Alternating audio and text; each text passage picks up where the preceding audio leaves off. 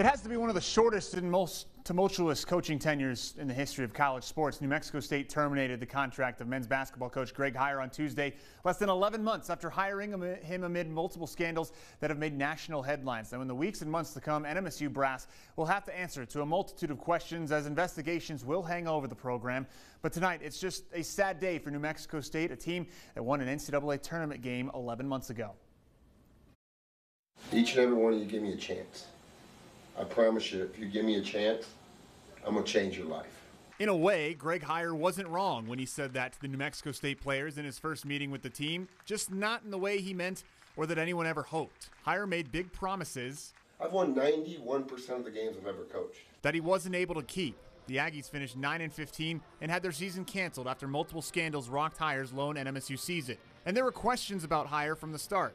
Take a listen to this line from KTSM's story the night he was hired on March 28, 2022. Some have questioned Heiar's qualifications based on who he's coached under, including Greg Marshall and Will Wade, both of whom are currently embroiled in scandals. Heiar has never been implicated in any wrongdoing, and NMSU cleared him with the NCAA before making the hire. You're guilty by association. I removed myself from the situation, and I did it for a reason, so I could have an opportunity to get a head coaching job. Heiar said then to judge him on what he'd learned not to do from those men, but quickly his program made negative headlines. A fight involving two NMSU players with UNM students at the October 15th UNM-NMSU football game led to no suspensions for either player, though the school says they were punished internally. But that incident led to an even worse one, November 19th, when Mike Peake was lured by 4 UNM students to campus the night before the rivalry basketball game. The students were allegedly seeking revenge for that football game fight. Police say that in self-defense, Peake killed 19-year-old Brandon Travis and was shot and injured himself. 3 other Aggie players were investigated by police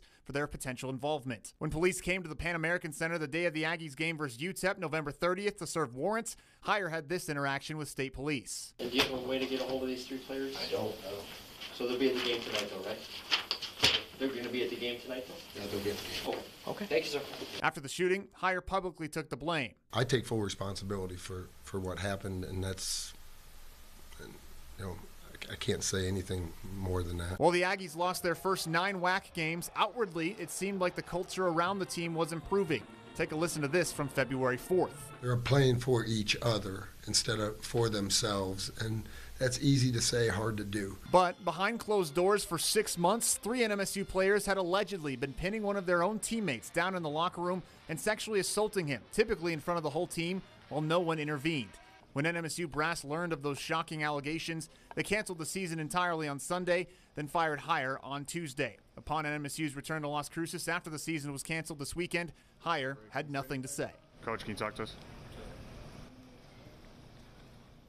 The university said any further decisions regarding the rest of Heiar's coaching staff would be made after additional investigations are concluded.